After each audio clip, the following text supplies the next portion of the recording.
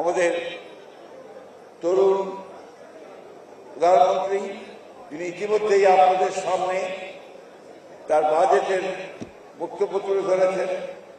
দেশের সামনে প্রথম যেদিন দেশে আসেন সেদিনই তিনি বলেছিলেন যে আই হ্যাভ এ প্ল্যান, আমার একটা পরিকল্পনা আছে। সেই পরিকল্পনা হচ্ছে দেশকে গড়ে তুলবার পরিকল্পনা। এই দেশকে গড়ে তুলবার জন্য আপনাদের যে ভূমিকা, মেরিনদের যে ভূমিকা, সেই ভূমিকা আপনারা ইতিমধ্যে পালন করে চলেছেন। ভবিষ্যতে আমরা অবশ্যই আন্তরিকভাবে চেষ্টা করব যেন আপনাদেরকে আরো কাজ করার সুযোগ আমরা সৃষ্টি করে দিতে পারি।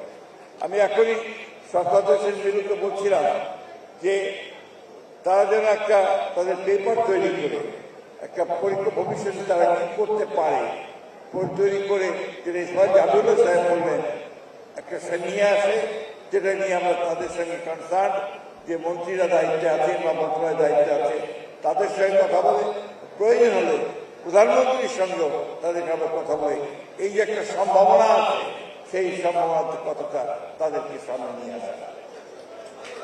একটা কথা আছে যে আদার ব্যাপারে জাহাজের খবর রাখা যায় না বা রাখা যায়।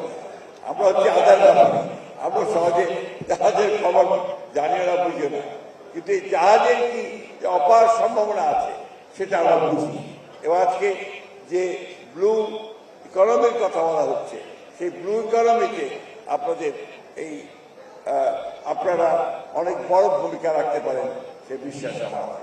আপনারা নিশ্চয়ই মনে আছে আপনাদের যে বাংলাদেশের স্বাধীনতার ঘোষক, বাংলাদেশের আধুনিক বাংলাদেশের যিনি রূপকার ছিলেন শহীদ প্রেসিডেন্ট জিয়া রহমান, তিনি বাংলাদেশের শ্রেষ্ঠ ছাত্রদের নিয়ে সন্তানদের নিয়ে তিনি হিজবুল বাহার নামে একটি জাহাজে তাদের সমুদ্র দেখাতে নিয়ে গিয়েছিলেন।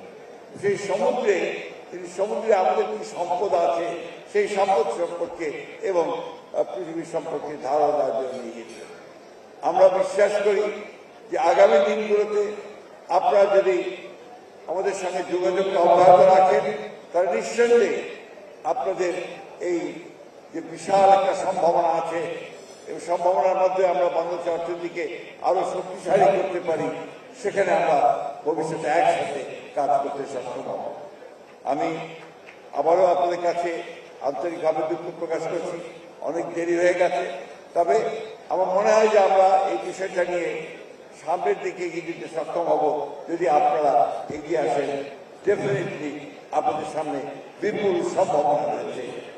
আমার কাছে মিলু যখন অনেকদিন পর আমি তখন আপনার ওই আমাদের 2001 সালের সরকারের সময় হঠাৎ করে একদিন আমার বাসায় এসে আসলো একটা ছোট্ট জাহাজের রেপ্লিকা নিয়ে। আমি জাহাজ সম্পর্কে খুব বেশি কিছু জানি না, সেই জাহাজের রেপ্লিকাটা ছিল সেরিনা নামের একটি জাহাজ। তখন আমি ট্যুরিজম মিনিস্ট্রিতে দায়িত্ব পালন করছিলাম। তো আমাকে এসে বললো যে এই জাহাজটা আমরা তুরাগ নদীর যে আপনার নতুন খনন করা হয়েছে সেখানে এই জাহাজ থেকে ক্রুজিং এর জন্য আমরা এটাকে কাজ করাবো। আমি সেই সেরিনা জাহাজে আমরা গিয়েছিলাম, ওপেন করেছিলাম এবং এটা শুরুও হয়েছিল। কিন্তু দুর্ভাগ্যক্রমে সেই তুরাগ নদীতে যখন আপনার পানির অভাব হলো, নাব্যতা সম্ভব হয়নি, তখন সেটা আবার বন্ধ হয়ে গিয়েছে। এখন বোধহয় সেটা সমুদ্রে কাজ করছে।